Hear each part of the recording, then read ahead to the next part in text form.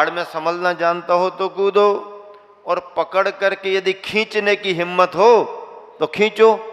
उसको खींचना चाहा और इसी के पैर उखड़ गए तो मामला दोनों का बिगड़ गया। हाँ, अपने पैरों को मजबूती से जमाओ और हाँ, किनारे लगा दिया, बस जीत हो गई। स्थितीकरण अंग इसका नाम है। आचार्य समंतभद्र महाराज जी ने बड़ी गजब की व्याख्या की, श्लोक लिखा रत्नकरंडक सरावकाचार में। दर्शना चरणाद्वापि चलताम धर्म वत्सलैहि प्रत्यवस्थापनम प्राज्ञैहि स्थितीकरण मुच्यते। जो भव्यात्मा, जो संसारी प्राणी धर्म के मार्ग में तो लगा था, दुर्लभता से उसे सन्मार्ग मिला, पुण्य के योग से उसे अच्छा रास्ता मिला, बड़ा पुरुषार्थ उसका रहा, बड़ा भाग्य रहा कि संसार की तमाम बुराइयों से बच करके वह सन्मार्ग में लगा, अच्छे रास्ते पर लगा। लेकिन भूलने भटकने के भी चांस हैं। अच्छाई यदि सावधान नहीं है तो भटकने में देरी थोड़ी लगती। जरा सी चूक करो, दूसरा हावी होता है तुम पर। जरा सी असावधानी रखो, काम बिगड़ जाता है।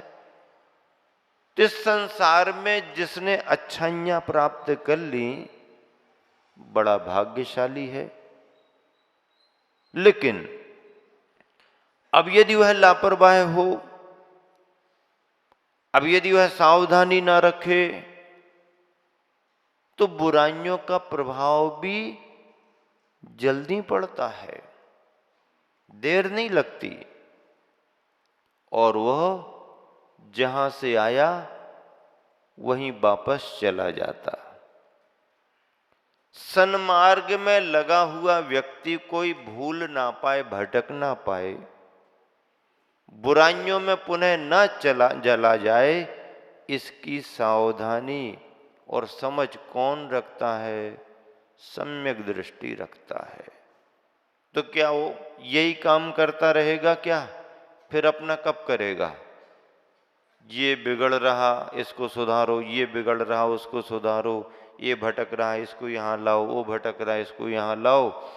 तो फिर आत्म कल्याण करेगा या समाज सुधारक बन जाएगा? नहीं नहीं, आत्म कल्याण तो वो करेगा ही करेगा, पर आत्म कल्याण करते करते यदि 2, 4, 10, 100, 50 लोग भी सुधर गए अपने निमित्त से तो ये भी बहुत बड़ा धर्म है। अपना कल्याण तो हम कर ही रहे हैं। अपना कल्याण करते करते यदि कोई जुड़ जाए और सन्मार्ग पर आगे बढ़ जाए तो इसमें भी क्या बुराई है? बल्कि भलाई, अच्छाई है। जिन शासन का विस्तार है, जिन शासन की प्रभावना है। आयाम का अर्थ क्या?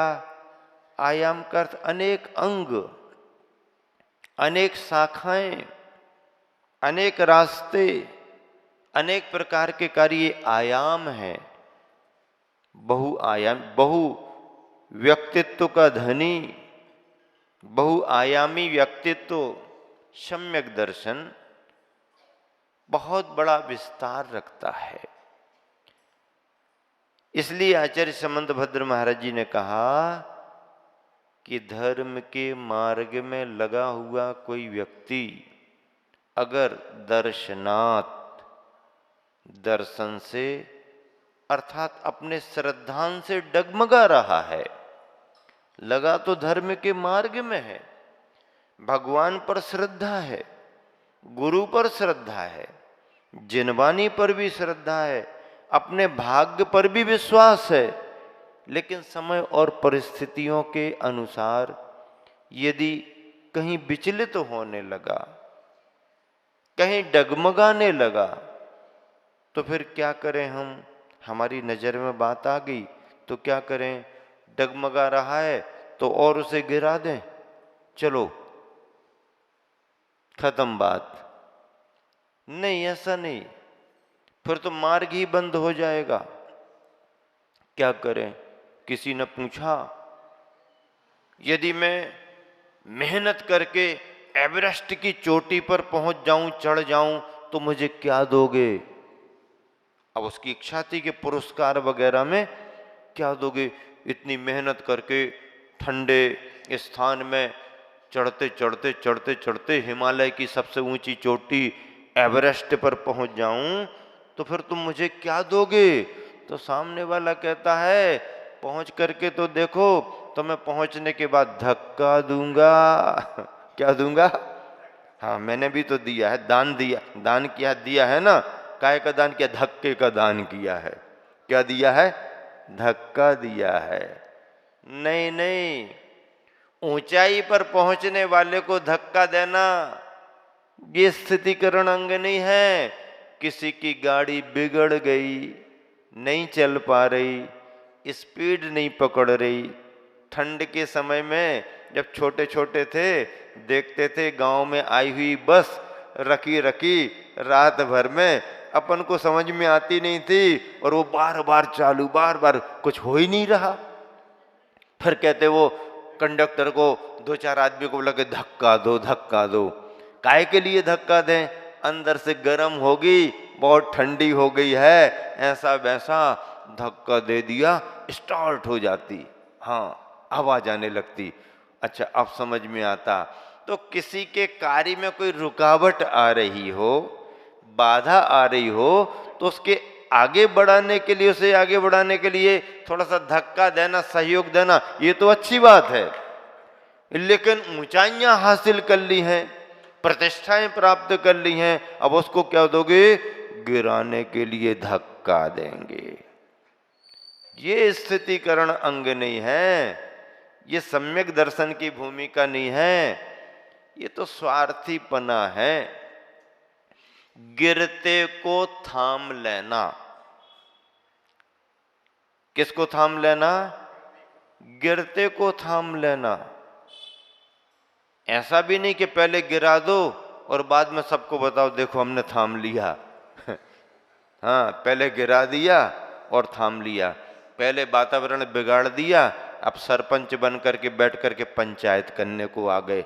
आओ तुम भी आ जाओ, तुम भी आ जाओ, दद्दाही ने तो बिगाड़ो और अब निपटारो कर भी आ गए। ऐसा नहीं, अपन ने बिगाड़ दिया और बाद में पंचायत करने आ गए। नहीं, पंचायत करो या ना करो, किसी का कुछ बिगाड़ना नहीं। हाँ भैया, पंच परमेष्टि की पंचायत यही है। पंच परमेष्टि की पंचायत क्या है?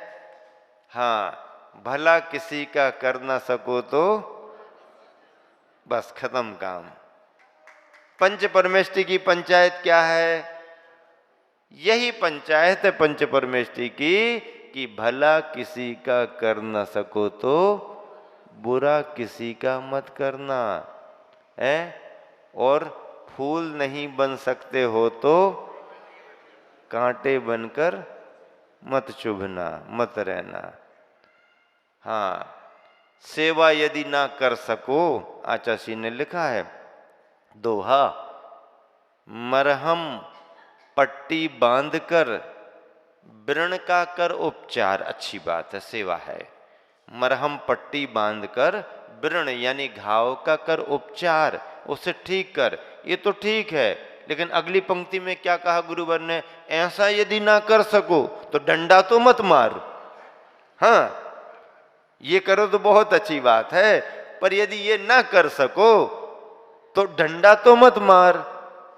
डंडा ना मारना ही तुम्हारी बहुत बड़ी सेवा है। किसी को तकलीफ ना हो अपने आने जाने से, अपने उठने बैठने से, अपने बोलने बताने से, किसी को कष्ट ना हो, किसी को तकलीफ ना हो, यही हमारा सबसे बड़ा धर्म है।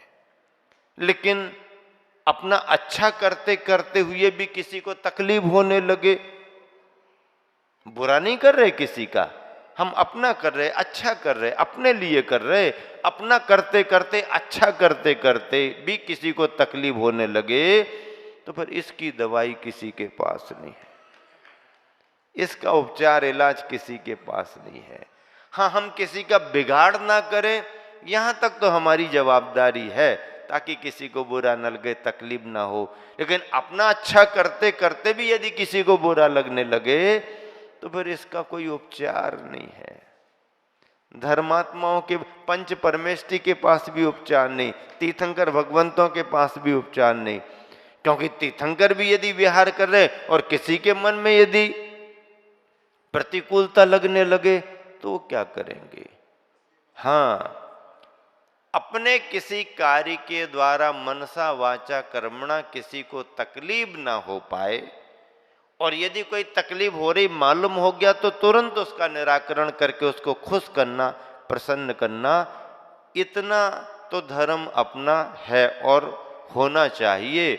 लेकिन अपना करते करते यदि किसी को तकलीफ होने लगे तो भैया उसका इलाज फिर कुछ नहीं है। दर्शनाथ, कोई अपने श्रद्धान से डगमगाने लगा, अरे इन भगवान की पूजा करते करते तो जिंदगी निकली जा रही, कुछ दिख नहीं रहा, चलो अब दूसरी जगह जाएंगे, और अपन को मालूम चल गया ये तो छोड़ करके दूसरी जगह जाने लगा। अरे जिनवाणी पढ़ते पढ़ते क्या भला हुआ, छोड़ो छाड़ो, अब नहीं पढ़ना, अब तो दुनियादारी की सब चीजें पढ़ेंगे। मालूम चल गया नहीं, संभालो उसको, उसका कर्म का तीव्र उदय आ रहा है, अपने कर्म की तीव्रता में उसके परिणाम ऐसे होने लगे, वो मजबूर है कर्म की चपेट में, लेकिन अपन यदि संभालो इसको। हाँ, गुरु अरे कितने तो पीछे लगे रहे, अभी तो कुछ हुआ ही नहीं, छोड़ो छाड़ो, अब तो दूसरी जगह। वो सुनते हैं वहां पर जाने पर बहुत अच्छे काम हो जाते हैं, चलो अब तो वहीं जाते हैं। इस धर्म को ही छोड़ दो ना, इस समाज को ही छोड़ दो। देव शास्त्र गुरु छोड़ दिए, धर्म छोड़ दिया, समाज को भी छोड़ने तैयार हो गया, घर परिवार से भी कोई लेना देना नहीं, चलो अब तो हम जहां रहेंगे वहां रहेंगे। ऐसी स्थिति में भी यदि कोई आ गया, अशुभ कर्म की तीव्रता में विचलित हो रहा है, ये सत्य है। हाँ, कर्म की तीव्रता उसे ऐसा करा रही है, ये सत्य है। और यदि मालूम हो गया तो धर्मात्मा, सच्चा धर्मात्मा, सम्यक दृष्टि उसे संभालने की कोशिश करता है। समाज के बच्चे, बालक बालिकाएं धोखे में आकर के यहाँ वहाँ भागने को हो जाएं, वहाँ से ले आए, इनको ले गए, ये वो, यदि पता पड़ता तो बड़े बुजुर्ग लोग, नहीं इस बात को यहीं दबाओ, यहीं ठीक करो, ये समाज है, होता है 19-20 चलता है, लेकिन नहीं, ठीक करो, गंभीरता से उस बात को कंट्रोल कर लेते हैं। प्रशासन का सहयोग लेकर के कंट्रोल कर लेते हैं, दूसरी समाज का सहयोग लेकर के कंट्रोल कर लेते हैं। देखिए, खुरापाती समाज में सब तरफ होते, हर गांव में खुरापाती मिलते हैं। वातावरण खराब किया, लड़ाई झगड़ा करा दिया और शांत वातावरण को बिगाड़ दिया और घर बैठ के मजे ले रहे, ऐसे लोग हर जगह हर गांव में मिल जाते हैं। लेकिन इन सब पर नियंत्रण करने के लिए थाने में शांति समिति भी गठित रहती है। क्या रहती है? हाँ, सभी समुदाय के समझदार लोगों की एक टीम रहती है, और जैसे ही अनियंत्रित स्थिति हुई बाजार की, नगर की, और फोन आ जाते हैं, सभी लोग आ जाओ, सभी समाजों के प्रमुख आ जाओ, आ गए और उनके सामने समस्या रख दी, वो माथा ठोकने लगते हैं, ये नए नए छोकरे क्या करते हैं समझ में नहीं आता, वातावरण बिगाड़ते रहते हैं, ऐसा वैसा। और सभी समुदाय वालों ने जहाँ एक साथ कहा कि इस स्थिति को बस चेंज करना है, नियंत्रण करना है, और प्रशासन को जहाँ उन्होंने सपोर्ट किया और प्रशासन ने जहाँ अपनी आवाज और डंडा घुमाया, नया नया खून ठंडा हो जाता है। तो नए खून को संभालना, नए खून को ठंडा करना किसके बस की बात है? जिसका खून भले ही गर्म हो लेकिन दिमाग ठंडा हो। हाँ, जिसका दिमाग ठंडा रहेगा वही स्थिति पर नियंत्रण कर सकता है। और गर्म खून रहा और दिमाग भी गर्म हो गया तो मामला बिगड़ जाता है। मामला बिगड़ने में देरी नहीं लगती है, मामले को संभालने में देरी लगती है।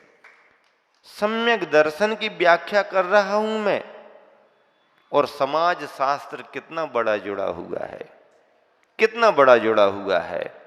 हां, अपना कोई साधर्मी बंधु भटक ना पाए, अपना कोई साधर्मी बंधु अपने कुल को, कुटुंब को, परिवार को, समाज को, धर्म छोड़ करके विचलित होकर के कहीं भटक ना जाए, ये हमारे को सावधानी रखनी चाहिए।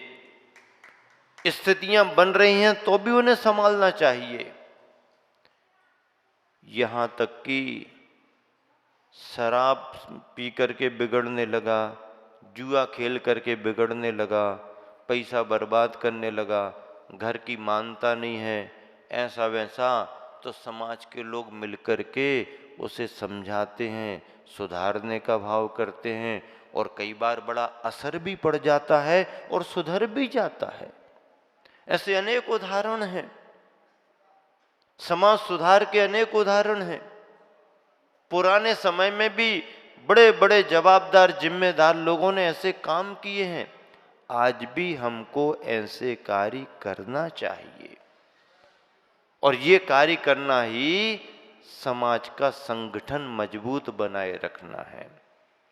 दर्शनात् विश्वास से, धर्म से, श्रद्धा से विचलित हो रहा है, चारित्र से विचलित हो रहा है। नियम संयम पालते पालते भी उसको वांछित प्रशंसा नहीं मिली, या सम्मान नहीं मिला, या लोग अनादर करने लगे, या लोग टीका टिप्पणी करने लगे, मन में उसके आवेग आ गया, अब इस धर्म को ही छोड़ देते, इन सारे नियमों को छोड़ देते हैं। नहीं, मालूम चला, समझाना, ये करना, वो करना। हाँ, तो चारित्र से विचलित होने लगे, कोई ज्ञान से विचलित होने लगे, मान्यताओं से विचलित होने लगे। ज्ञान में मान्यताएं, भले वो चारित्र में लगा है पर मान्यताएं बदलने लगा, परंपराएं बदलने लगा, तो उसको पुनः उसी में संभालना लगाना। दर्शन से, ज्ञान से, चारित्र से यदि कोई विचलित हो रहा है तो पुनः उसे उसी मार्ग में लगाना, यह स्थितीकरण अंग है। पर देखिए बंधु,